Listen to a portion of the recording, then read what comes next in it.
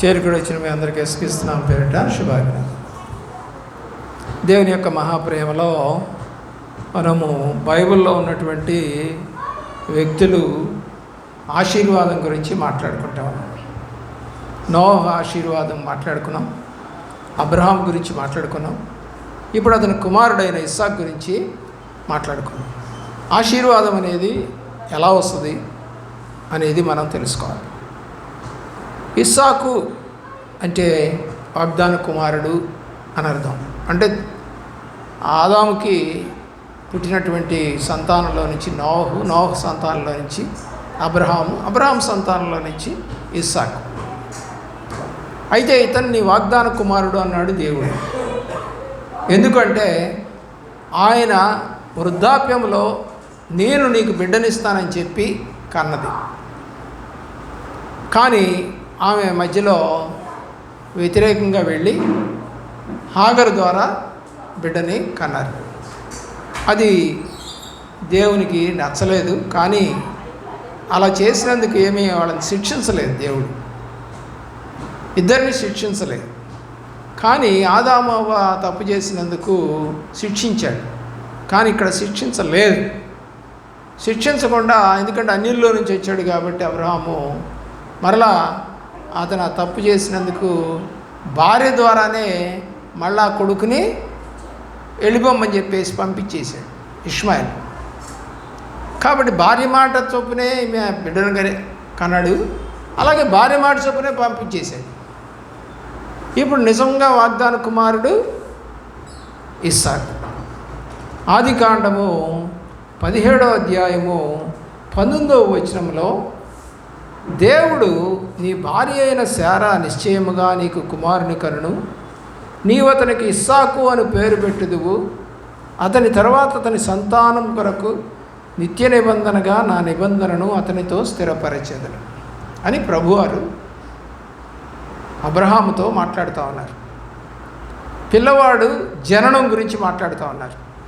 ఇస్సాకు అనే పేరు కూడా పెడతావు నువ్వు అబ్బాయికి అని కూడా చెప్పాడు. ఇంకా ఏమి గర్భం దాల్చలామె ముందే చెప్పేశాడు. ఎందుకని? జకరియా వాళ్ళకు కూడా అబ్బాయి పుట్టకముందే నీకు కుమారుడు పుడతాడు, ఆ కుమారుడికి యోహాన్ అని పేరు పెట్టమని చెప్పేశాడు. అలాగే యేసు ప్రభు వారు పుట్టకముందే ఆమె గర్భంగా ధరించి పిల్లని కంటది, అతనికి యేసు అని పేరు పెట్టమని చెప్పేశాడు. దేవుడు కొన్ని ముందే చెప్పేస్తాడు అందరికీ. మనం చూసినట్లయితే 21వ వచనంలో, అయితే వచ్చు సంవత్సరము ఈ కాలమందు శారా నీకు కనబోవు ఇస్సాకుతో నా నిబంధన స్థిరపరచదునని చెప్పారు. అబ్రహాంతో నిబంధన స్థిరపరిచారు, నోహుతో నిబంధన స్థిరపరిచారు. ఇప్పుడు ఇస్సాకుతో కూడా నేను నిబంధనను స్థిరపరుస్తాను అని ప్రభువారు మాట్లాడుతూ ఉన్నారు. అలాగే మనము 21వ అధ్యాయము 3వ వచనంలో చూస్తే ఇప్పుడు ఇస్సాకు యొక్క జననం కనపడతా ఉంది, అంటే పుట్టుక. అప్పుడు అబ్రహాము తనకు పుట్టినవాడును తనకు శారా కనినవాడునైనా తన కుమారునికి ఇస్సాకు అని పేరు పెట్టాను. పిల్లడు పుట్టాడు. ఇందాక ఎక్కడైతే మనం 17వ అధ్యాయంలో చదువుకున్నామో 21వ అధ్యాయానికి వచ్చేసరికి కుమారుడు జన్మించాడు. 24వ అధ్యాయానికి వెళితే దేవుని యొక్క ప్రేమలో 24వ అధ్యాయము 63వ వచనానికి వద్దాం. సాయంకాలమున ఇస్సాకు పొలములో ధ్యానింప బయలువెళ్ళి కన్నులెత్తి చూచినప్పుడు ఒంటెలు వచ్చేసాడు. ఇస్సాకు ఉన్నటువంటి ఒక మంచి గుణం,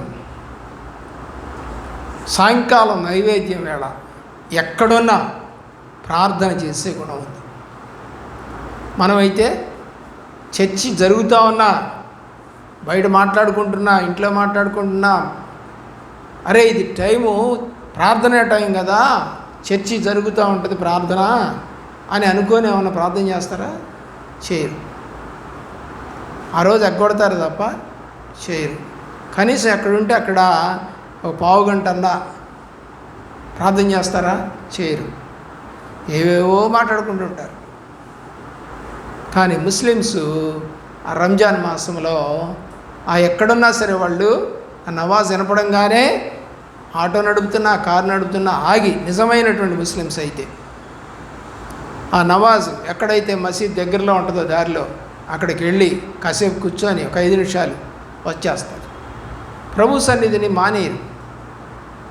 ప్రియులరా, దేవుని సన్నిధి మానేయటం అంటే నీవు అనారోగ్యం పాలై లేవలేని స్థితిలో ఉంటే తప్ప మిగతా ఎట్టి పరిస్థితిలో మానేయకూడదు. మా పాస్టర్ గారు గతంలో ఒక ఆయన ప్రార్థన చేసేవాడు. ఆ ప్రార్థన చేసినప్పుడు నాకు నవ్వు వచ్చేది. ఏదో పెద్ద ఈయన చేతుల్లో ఉన్నట్టు ఈయన ప్రార్థన చేస్తున్నాడు అని అనుకునేవాడిని మొదట్లో. ఏమని ప్రార్థన చేసేవాడు? ప్రభువా, నాకు మరణము సంభవిస్తే నాయన సోమవారం నుండి శుక్రవారం లోపు సంభవించినట్టుగా చేయ. ఆదివారాలు లేదా శనివారం కూడా చనిపోకూడదు. శనివారం చనిపోయినా ఆదివారం ఎగ్గొడతారు మందిరం. కాబట్టి ఎప్పుడు కూడా నన్ను సోమవారం నుంచి శుక్రవారం లోపు నీకు ఇష్టమైతే ప్రభువా ఆ రోజుల్లోనే నన్ను ప్రాణం తీసేసుకో. ఆ యొక్క మందిరానికి ఆటంకం కలగకూడదు, కుటుంబం వెళ్ళలేదు అని అనకూడదు. ఎందుకంటే సోమవారం చనిపోయారనుకోండి ప్రాబ్లం లేదు, అప్పటికే అయిపోతుంది, కార్యక్రమాలన్నీ అయిపోతాయి, ఆదివారం చర్చికి వెళ్ళొచ్చు. నేను నవ్వేవాడిని, ఏదో పెద్ద మరణం ఈయన చేతుల్లో ఉన్నట్టు ఈయన ప్రార్థన చేస్తున్నాడు, అలా చెప్తే దేవుడు చేస్తాడా అని అనుకో. సరే, ఆ సేవకుడు నిజంగా చనిపోయాడు కొన్నాళ్ళ తర్వాత, ఒక 10 ఏళ్ళ తర్వాత చనిపోయాడు. కరెక్ట్ ఎప్పుడు చనిపోయాడు తెలుసా? ఆదివారం అంటే సోమవారం తెల్లవారుజామున అవుతుందనంగా అప్పుడు చనిపోయాడండి. అంటే సోమవారం ఉదయకాలంలో 4-5 గంటలప్పుడు చనిపోయాడంట. అది కూడా ఎవరికి తెలియదు, సంఘంలో ఇంట్లో వాళ్ళకి కూడా తెలియదు. ఆయన మంచం వేసుకొని పడుకుంటాడు. ఇప్పుడు ఆ మంచంలో ఎప్పుడు చనిపోయాడో కూడా తెలియదు. కానీ వాళ్ళ భార్య గారంట, ఏంటి నా మామూలుగా 4 గంటలప్పుడు లేచి ప్రార్థన చేస్తాడే మంచం మీదే, ఏంటి లేవలేదేంటి, పడుకున్నాడు, బాగాలేదేమోలే, కొంచెం నీరసంగా ఉన్నాడేమో అనుకుందంట. 6 అయింది, 7 అయింది, లేవట్లా. అందరు పిల్లలు జిల్లా అందరు లేచి ఏంటి నాన్న లేవలేదు, నాన్నగారు పడుకొని ఉన్నారంటే ఇంకా అనుకుంటున్నారంట. సరే, ఎవడో చిన్నోడికి అనుమానం వచ్చి దగ్గరికి వచ్చి నానా నానా అని పిలిచాడంట. పిలిస్తే ఎక్కడ పలుకుతున్నాడు?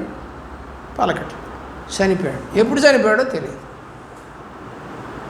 ప్రియులారా, కరెక్ట్గా అది ఆయన ఏదైతే ప్రార్థన చేశాడో అదే జరిగి సోమవారం రోజు మొదలైతే మరి మళ్ళా శనివారం వచ్చేసరికి అన్ని కార్యక్రమాలు ముగిసిపోయి చుట్టాలు ఎవరి ఇళ్ళకాళ్ళు వెళ్ళిపోయి మళ్ళీ మందిరం మామూలుగానే నడిచింది.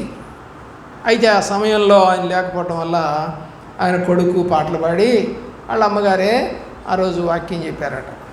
దేవుని ప్రేమిస్తున్న ప్రియబిడ్డ, ప్రార్థనకి ఎంత శక్తి ఉందో మీకు అర్థం కావట్లేదు. కాబట్టి ఇక్కడ కూడా ఇతను ఏం చేస్తా ఉన్నాడంట? పొలంలో ప్రార్థన చేస్తూ ఉన్నాడు. చదవండి, కీర్తన గ్రంథము 19వ కీర్తన, కీర్తన గ్రంథము 19వ కీర్తన 14వ చరణం, 19-14 చరణం. నా విమోచకుడా, ఏమని ప్రార్థన అండి? నా యొక్క మాటలు, హృదయం, ధ్యానం నీ దృష్టికి అంగీకారాలు కావాలి. ఇతను కూడా అదే చేసి ఉంటాడు.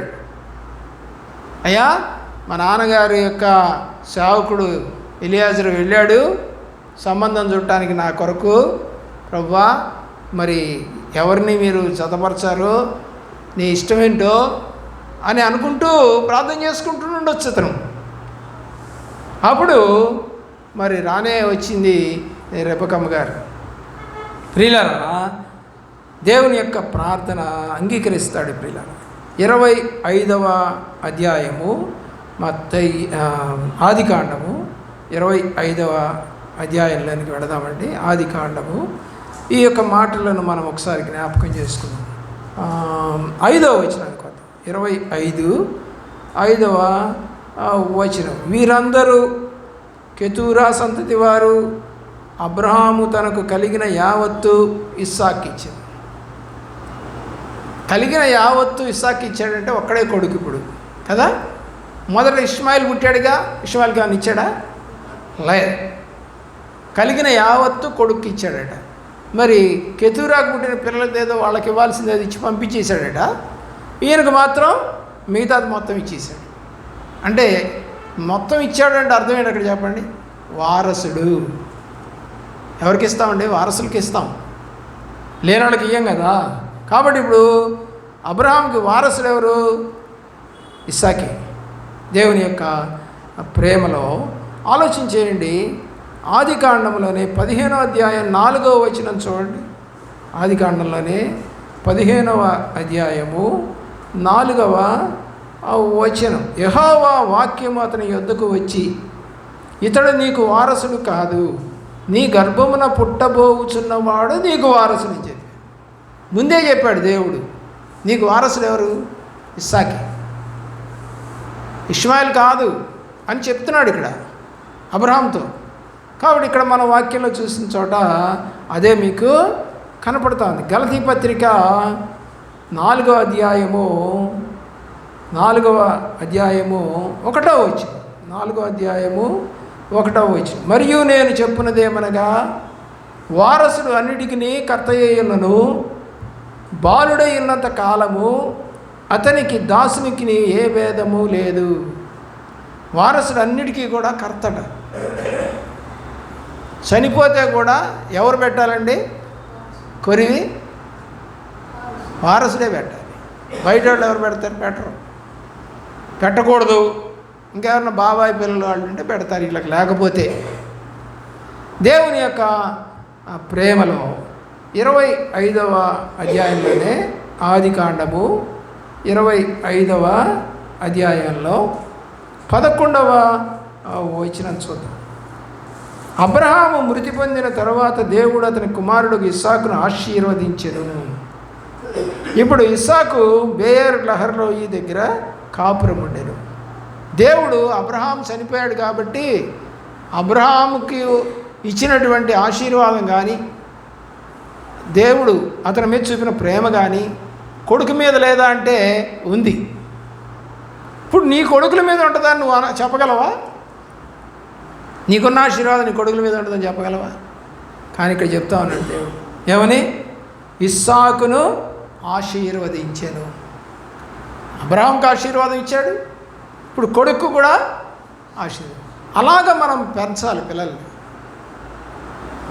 తిమోతి అవ్వలో నుంచి అమ్మకి, అమ్మలో నుంచి కొడుక్కి 3 తరాలు వరుసగా వచ్చింది. ఇక్కడ కూడా అబ్రహాం తర్వాత ఇస్సాకే ఈ యొక్క ఆశీర్వాదం అనేది వచ్చింది. ఎందుకంటే అతను దేవుడి మాట, తండ్రి మాట వినేటువంటి వ్యక్తిగా ఉన్నాడు. 20వ వచనం చూడండి ఏమని కనపడుతూ ఉందో. 20వ వచనంలో, ఇస్సాకు పద్దనరాములో నివసించు సిరియావాడైన బెతీయేలు కుమార్తె అయిన సిరియావాడైన లాబాను సహోదరియునైన రెబెకాను పెళ్లి చేసుకున్నప్పుడు 40 సంవత్సరాలు, 40 ఏళ్ళకి పెళ్లి చేసుకున్నాడు. ఎందుకని లేట్ అయింది చెప్పండి? అబ్రహాము తండ్రి గారు చెప్పినట్టే వివాహం చేసుకున్నాడు. అంతేగాని నేను ఒక అమ్మాయిని చూసుకున్నాను నాకు పెళ్లి చేయమని అనలా. దేవుణ్ణి ఎరిగిన వాడు కదా అబ్రహాము. మరి అలాగెలా చెప్తాడు? ఎవరో ఒక అమ్మాయిని చేసుకోమని చెప్తాడా? చెప్పడుగా. కాబట్టి ఆయనే మరి వాళ్ళ దేశానికి పంపించి ఆ యొక్క అమ్మాయిని తీసుకొని వచ్చారు. దేవుని ప్రేమిస్తున్న ప్రియ బిడ్డలారా, ఆలోచన చేయండి. లాబాను యొక్క కుమార్తెగా మరి రాహేలు కూడా మనకి కనపడుతుంది. తర్వాత వీళ్ళంతా కూడా చుట్టారికమే, బయట వాళ్ళు కాదు వీళ్ళంతా కూడా. అలాగే మనం కనుక చూసినట్లయితే దేవుని యొక్క సామెతల గ్రంథం 28వ అధ్యాయం 20వ వచనం. 20వ వచనం, నమ్మకమైన వానికి మెండైన దీవెనలు అన్నాడు. చదవండి. మరి ఇప్పుడు ఇస్సాకు ఎలాగున్నాడు? దేవుళ్ళు నమ్మకంగా ఉన్నాడు కాబట్టి మెండైన దీవెనలు, ఆశీర్వాదాలు అతనికి వచ్చాయి. కీర్తన 141వ కీర్తన. ఎందుకంటే ఈ మాట మనం చదువుకోవాలి ఇక్కడ. 141వ కీర్తన దేవుని యొక్క ప్రేమలో ఒక భాగం మనకు కనపడుతుంది. ఏంటంటే 25వ అధ్యాయం ఆదికాండం 26వ వచనం చూడండి ఏముందో. ముందుగా, తరువాత అతని సహోదరుడు బయటకు వచ్చినప్పుడు అతని చెయ్యి ఏశావు మెడమీద పట్టుకొని ఉండెను కనుక అతనికి యాకోబు అని పేరు పెట్టబడింది. ఆమె వారిని కనినప్పుడు ఇస్సాకు 60 ఏళ్ళు. 20 ఏళ్ళు పట్టింది పెళ్లి చేసుకున్న తర్వాత పిల్లలు కంటానికి. అబ్రహాంకి ఎన్నేళ్ళు పట్టింది? దేవుళ్ళలోకి వచ్చిన తర్వాత 25 ఏళ్ళు పట్టింది. ఈయనకు ఒక 5 ఏళ్ళు తక్కువ అంతే. పెళ్లి చేసుకున్న తర్వాత 5 ఏళ్ళు తక్కువ. అబ్రహాం దేవుణ్ణి ఎరిగిన తర్వాత 25 ఏళ్ళు పట్టింది. ఇక్కడ మనము గమనించవలసింది ఏంటి అంటే 25, 21లో ప్రార్థన ద్వారా, 25, 21లో ఇస్సాకు భార్య గొడ్రాలు, పిల్లలు లేరు ఆమెకి. ఎన్నేళ్ళండి? ఇందాక చెప్పానుగా 40 ఏళ్ళకి పెళ్ళయింది ఈయనకి. ఎప్పుడు కానింది? 60, అంటే 20 ఏళ్ళు పట్టింది. మరి గొడ్రాలు ఆమెకు ఏమంటారు జనాల్ని, పుట్టకపోతే పిల్లల్ని? కాబట్టి గొడ్రాలు కనుక వాక్యం చెబుతుంది, ఆమె విషయమై యెహోవాకు వేడుకొనెను. యెహోవా అతని ప్రార్థన వినుడు కనుక అతని భార్య అయిన రెబెకా గర్భవతి అయింది. ప్రార్థన చేస్తే గర్భవతులు అవుతారు. ఎవరు చేయాలి ప్రార్థన? భర్త ప్రార్థన చేయాలి. ఎంతో అవసరం దేవుని యొక్క ప్రేమలో. ప్రార్థనల ద్వారా విజయం వస్తుంది. ఇప్పుడు చదువుదాం 141వ కీర్తన 2వ చరణం. 141వ కీర్తన 2వ చరణం.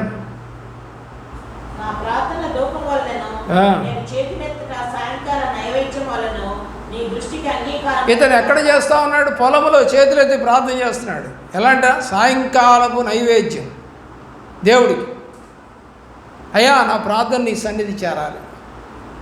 చేరింది. విన్నాడు, విని గర్భం తెరిచాడు. విజయం అండి. ప్రార్థనలో విజయాలు ఉంటాయి. నిజమైన ప్రార్థనకు విజయాలు ఉంటాయి. లేదనుకో మనం చాలా శ్రమ పడాల్సి వస్తుంది. దానికి ఒక చిన్న ఉదాహరణ.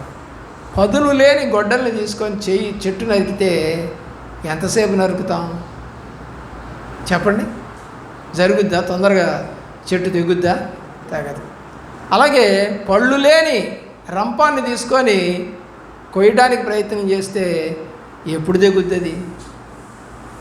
అలాగే మన ప్రార్థనలో కూడా పస లేదు. పస అంటే పట్టుదల కలిగిన ప్రార్థన అవసరం. నువ్వు నాకు ఇస్తేనే కానీ నేను నిన్ను వదలను అన్నాడు. ఎవరు? యాకోబు. దేవదూతను పట్టుకొని నువ్వు నన్ను ఆశీర్వదిస్తే కానీ నిన్ను వదలను. ఎప్పుడంతా? రాత్రి అంతా ప్రార్థన చేశారండి. తెల్లవారబోతా ఉంది. వదలమంటున్నాడు దేవదూత. లేదు, వదిలే పనే లేదు, నువ్వు ఆశీర్వదిస్తే తప్ప. పాపాలన్నీ ఒప్పుకొని ఉంటాడు అప్పుడు. ఏది?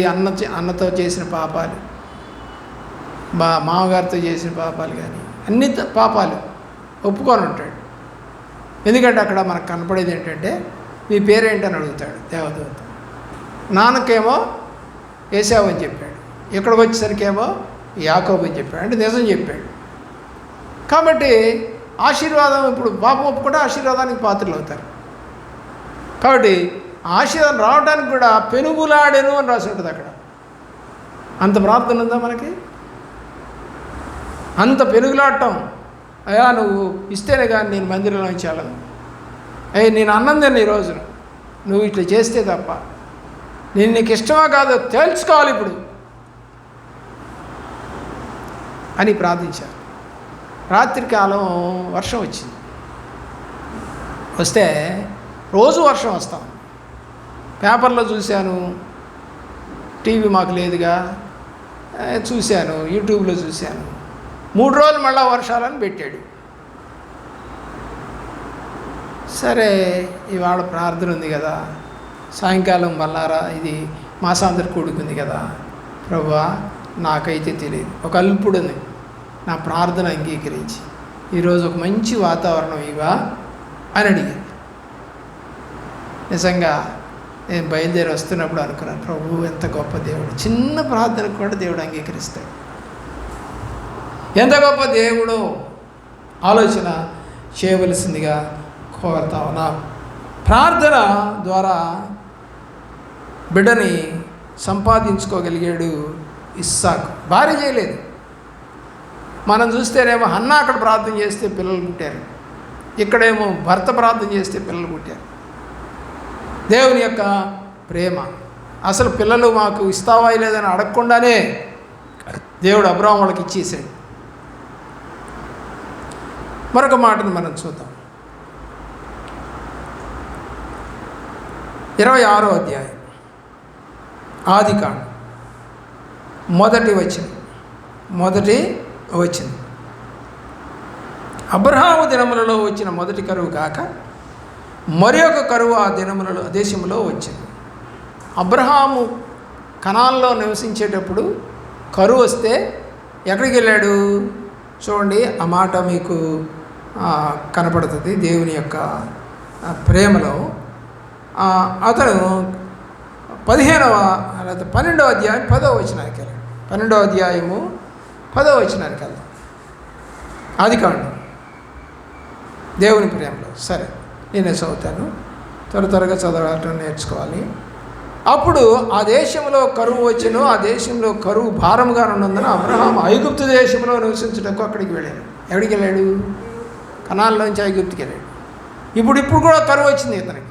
ఈయన కాలంలో కరువు వచ్చింది. ఇది 26వ అధ్యాయంలో 1వ వచనంలో మనం చూస్తూ ఉన్నాం. దేవుని యొక్క ప్రేమలో ప్రియులరా ఆలోచన చేయండి. కాబట్టి మనం కూడా కష్టదిశలు ఉంటాయి. మనకు కూడా ఎప్పుడు సుఖాలే ఉండవు, కష్టాలు. ఇప్పుడు కష్టమే అన్నమాట. కరువు అంటే కష్టం కదా. 12వ వచనం 26వ అధ్యాయంలోనే 12వ వచనం. ఇస్సాకు ఆ దేశమందున్న వాడై విత్తనం వేసి ఆ సంవత్సరం 100 ఫలం పొందెను. యెహోవా అతన్ని ఆశీర్వదించిన కనుక ఆ మనుషుడు గొప్పవాడాయను. ఎవరు ఆశీర్వదిస్తే గొప్పవాళ్ళు అవుతాం? దేవుడు. అయితే ఇతను ఎలాగా గొప్పవాడయ్యాడో 13వ వచనం. అతడు మిక్కిలి గొప్పవాడు వరకు క్రమక్రమముగా అభివృద్ధి పొందుతూ వచ్చింది. నీతిగా రూపాయి సంపాదించుకొని ఇల్లు కట్టుకునేవాళ్ళు ఉంటారు. అనీతిగా సంపాదించుకొని బళ్ళు కొనుక్కునేవాళ్ళు, నగలు కొనుక్కునేవాళ్ళు, ఇళ్ళు కొనుక్కునేవాళ్ళు, తెలియకుండా 4-5 బినామీ పేర్లతో కొనేవాళ్ళు కూడా ఉంటారు. అన్యాయపు సొమ్మది, దొంగ సొమ్మది, అక్రమపు సొమ్మది, దౌర్జన్యపు సొమ్మది. కానీ ఇస్సాకు అలా చేయలే. ఎలాగంట?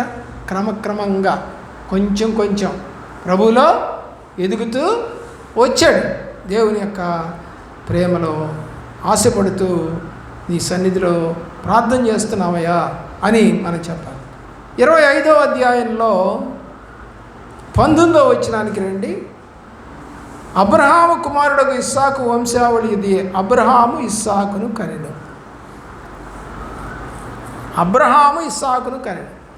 ఇష్మాయిల్ని కనెను రాయట్లేదేంటి?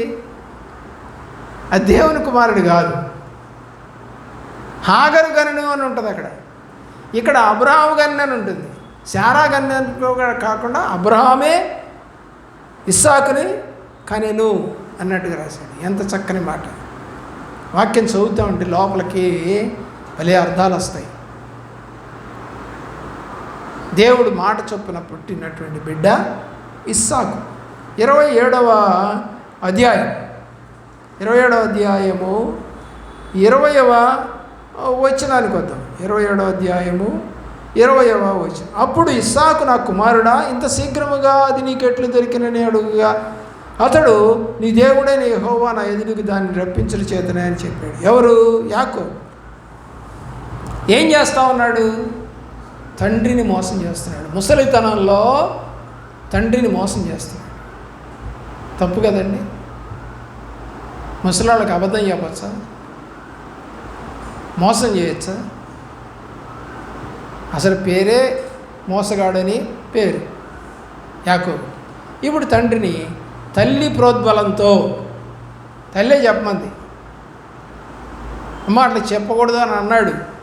నేను చూసుకుంటా పో, శాపం నా మీదకి వస్తుంది పో అంది. ఇప్పుడు పోయి చెప్పాడు. సరే అంటాడు తండ్రి.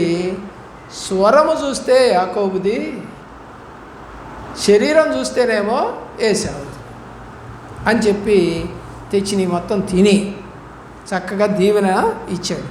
మోసంతో దీవెని తండ్రి వద్ద నుంచి పొందాడు.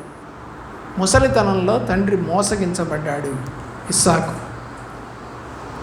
తర్వాత దేవుని యొక్క ప్రేమలో 26వ అధ్యాయం 19వ వచనంలో వాళ్ళ నాన్నగారు ఉన్నప్పుడు ఉన్నటువంటి బావులు ఫిలిష్తీయులందరూ కూడా పూడ్చి చేశారు. అప్పుడు ఇతను మళ్ళా బావులు తవ్వటం మొదలుపెట్టాడు. బావులు తవ్వాడు వరుసగా. మరియు ఇస్సాకు దాసుడు ఆ లోయలో తవ్వగా జలలు గల నీళ్లు బావి దొరికెను. వరుసగా 4 బావులు తవ్వుతాడండి ఇతను. తవ్విన చోటల్లో తగాదా అవుతుంది. అక్కడి నుంచి ఇంకొక ఊరు వెళ్ళిపోతాడు. ఆ పైన అంతా కూడా మీకు కనపడుతుంది, అది చదువుకోండి. అతను పూర్తి చేసినటువంటి ఆ బావులు తవ్వినప్పుడు ఆ యొక్క బావులకి ఆయన పేర్లు పెట్టాడు. ఏసేకు అని పేరు పెట్టి, సిత్తన అనే పేరు ఒకటి, తర్వాత జలలు గల బావిగా ఇక్కడ ఒక బావి మనకి కనపడుతుంది. దాన్ని రహబోతు అనే బావిగా చెప్పాడు. ఒక్కొక్క బావికి ఒక్కొక్క పేరు పెట్టాడు. అంటే ఏం జరిగిందో దాని సంఘటన బట్టి ఆ పేరు పెట్టాడు. అవన్నీ వాళ్ళే తీసేసుకున్నారు. కానీ మళ్ళా బావి తవ్వితే మళ్ళా మంచినీళ్ళు పడ్డాయట. అదే గొప్ప విషయం మనం గమనించాలి. 24వ వచనానికి రండి. 24వ వచనం. ఆ రాత్రి యెహోవా అతనికి ప్రత్యక్షమై, నీ తండ్రి అయిన అబ్రహాము దేవుడను, నేను నీకు తోడై ఉన్నాను గనుక భయపడకము, నా దాసుడైన అబ్రహామును బట్టి నిన్ను ఆశీర్వదించి నీ సంతానమును విస్తరింపజేసిందని చెప్పి అబ్రహాంకి ఇదే మాట చెప్పాడు 12వ అధ్యాయం. నీ సంతానాన్ని విస్తరింపజేసి నీ సంతానానికి దేశం ఇస్తాను. ఇప్పుడు మళ్ళా ఎవరితో చెప్తున్నాడు? ఇస్సాకుతో చెప్తున్నాడు. నీ సంతానానికి ఆశీర్వదించి విస్తరింపజేసి ఈ దేశాన్ని నేను వాళ్ళకిస్తాను. నిజంగా ఆశీర్వాదం పోయిందా? ఉందా? ఉంది. ఆశీర్వాదానికి వారసుడు ఇస్సాకు. ఎన్నో పర్యాయాలు బైబిల్లో నేను అబ్రహాము, ఇస్సాకు, యాకోబు దేవుడు అని చెప్పుకున్నాడు దేవుడు. అంటే అంత ప్రేమ వాళ్ళంటే, వాళ్ళంతగా ప్రేమించారు. పిల్లరా 28వ అధ్యాయం 6వ వచనం. ఇస్సాకు యాకోబును దీవించి పద్దనరాములో పెళ్లి చేసుకొని వచ్చుటకై అతని అక్కడికి పంపెననియు, అతను దీవించినప్పుడు నీవు కనాను దేశపు కుమార్తెల్లో ఎవరిని పెళ్లి చేసుకుని వద్దని అతనితో ఆజ్ఞాపించిననియు అన్నకు తెలిసి. ఇక్కడ వాళ్ళని ఎవరిని పెళ్లి చేసుకోవడానికి వీల్లేదు, మంచోళ్ళు కాదండి అని ఆ కనాను దేశానికి పంపించాడు. మరి మోసం చేశాడు కదా, అంతకుముందు వచనాల్లో మోసం చేసి దీవెనలు తీసుకున్నాడు కదా. మరి ఇప్పుడు ఏమన్నా కొడుకు మీద కోపగించుకున్నాడా? లేదు. చిన్న కొడుకు మీద మేము కోపగించుకోలేదు. ఇస్సాకు పంపించాడు. నువ్వే వెళ్ళమన్నాడు, పంపాడు దేవుని యొక్క ప్రేమలో. 35వ అధ్యాయంలో 28వ వచనానికి వద్దాం. 28వ వచనంలో ఇస్సాకు బతికిన దినములు 180 సంవత్సరాలు. ఎన్నేళ్ళు బతికాడు? 180. వాళ్ళ నాన్నగారు బతికిందంతా 175. ఇంకొక 5 ఏళ్ళు ఎక్కువ బతికాడు. అర్థమవుతుందండి? ఏజ్ ఏమైంది? ఎక్కువైంది. ఇతను మొదటి నుంచి ప్రభువులోనే ఉన్నాడు. అంటే 180 సంవత్సరాలు ఇతను ప్రభువులోనే ఉన్నాడు. కానీ అబ్రహాము 100 సంవత్సరాలు మాత్రమే ప్రభువులో ఉన్నాడు. ఎంత గొప్ప ఆధిక్యత! పెరిగిందా? లేదా? అబ్రహాంకైతే 175. 25వ అధ్యాయంలో మనకు కనపడుతుంది. అది దేవుని యొక్క ప్రేమలో 7వ వచనంలో 25:7 అబ్రహాం చనిపోయి 175 సంవత్సరాలు రాసుంటాడు. అయితే ఈ అబ్రహాము, ఇస్సాకు, యాకోబులకి దేవుడు పరలోక రాజ్యంలో స్థానం ఇచ్చాడు. మనం అనుకుంటాం మనం కూడా నీతిగా బతికితే పరలోక రాజ్యం వెళ్తాం. కానీ దేవుడే చెప్పేశాడు. ఏమని? లూకాసు వార్త 13వ అధ్యాయం. లూకాసు వార్త 13వ అధ్యాయము 28వ వచనం. 28. అబ్రహాము, ఇస్సాకు, యాకోబులను సకల ప్రవక్తలను దేవుని రాజ్యంలో ఉండుటయు. ఎక్కడ ఉంటారంటే వీళ్ళు? దేవుని రాజ్యంలో ఉంటారంట. ఎవరు చెబుతున్నారు? యేసుప్రభు చెబుతున్నాడు. ఎక్కడ ఆది కాండము, ఎక్కడ లోకాసు వార్త? వాళ్ళని ఈరోజు కూడా జ్ఞాపకం చేసుకుంటూ చెప్తున్నాడు. వారు అబ్రహాము, ఇస్సాకు, యాకోబులను సకల ప్రవక్తలను దేవుని రాజ్యంలో ఉండుట, మీరైతే వెలుపలకి త్రోయబడుట. ఎందుకంటే సరిగా నడవలేదు కదా. అందుకు దేవుని రాజ్యానికి వారసులైనట్టుగా మనకి ఈ వాక్యము తెలియజేస్తూ ఉంది. గలతీ పత్రిక 4వ అధ్యాయము 28వ వచనం. సహోదరులారా, మనమును ఇస్సాకు వలె వాగ్దానమును బట్టి పుట్టిన కుమారులమై ఉన్నాము. మనం కూడా ఎవరు? ఇప్పుడు ఎవరి పేరిట బాప్తిజం తీసుకున్నాం? ఎవరిని నమ్మాం? ఎవరిని వెంబడిస్తున్నాం? ఎవరిని అనుసరిస్తున్నాం? ఇంకా లోక ఆచారాలు అనుసరించకుండా ఉన్నవాళ్ళు మాత్రమే క్రైస్తవులు. అనుసరించేవాళ్ళు క్రైస్తవులు కారు. ఏదైతే అన్యుల ఆచారాలు ఉంటాయో వాటిని కనుక మనం చేస్తూ ఉంటే మనం క్రైస్తవులం కాదు. చేయలేదు. అబ్రహాం, ఇస్సాకు, యాకోబులు చేయలేదు. దేవుని యొక్క ప్రేమలో ఆలోచన చేయండి. హెబ్రీ పత్రిక 11వ అధ్యాయము 20వ వచనం. విశ్వాసమును బట్టి ఇస్సాకు జరగబో సంగతుల విషయమై యాకోబునకు ఏసావునకు ఆశీర్వదించాను. ముందు ఏం జరగబోద్దో కూడా తెలుసుకొని ఆ రీతిగా ఆశీర్వదించాడంట పిల్లల్ని, యాకోబుని, ఏసావు. ఏసావు పేరు కనపడదు. హెబ్రీ పత్రికలో మళ్ళీ కనపడుతుంది. పోగొట్టుకున్న జ్యేష్ఠత్వం కొరకు ఎంత ఏడ్చినా తిరిగి రాలేదు అని. ఇంకా మధ్యలో మీకు ఎక్కడ కనపడదు ఏసావు యొక్క లైఫ్ హిస్టరీ మనకు కనపడదు. కానీ యాకోబు గురించి మాత్రం దేవుడు మాట్లాడుతూ ఉంటాడు. మరి ఇస్సాకు భార్య పేరు రెబెకా.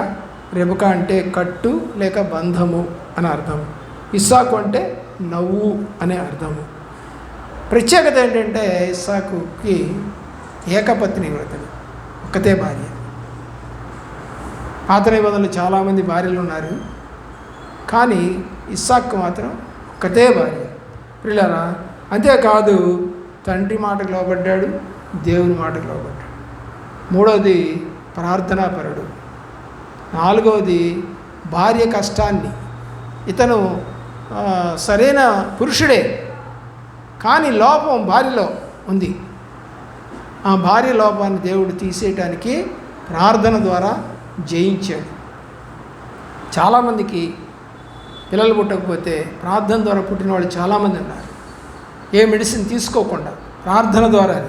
అన్న ఏ మెడిసిన్ తీసుకుంది? జకరియా ఏ మెడిసిన్ తీసుకున్నాడు? పోనీ ఆదామావులు ఏ మెడిసిన్ తీసుకుంటే పిల్లలు పుట్టారు? అలాగే అబ్రహాముకి, శారాకి ఏ మెడిసిన్ తీసుకుంటే పిల్లలు పుట్టారు? ప్రార్థనే మెడిసిన్. కాబట్టి మనము ఇస్సాకు ద్వారా నేర్చుకొని ఆశీర్వాదానికి మనం కూడా వారసులము అగుదము గాక. అలాంటి దీవెనతో నీవు నింపబడదు గాక. మరొక వ్యక్తిని తీసుకొని ఆశీర్వాదం ఎలా వచ్చిందో మరొక పర్యాయం మనము యాకోబు గురించి మాట్లాడుకుందాం. ప్రార్థన చేసుకుందాం. తలవంచండి.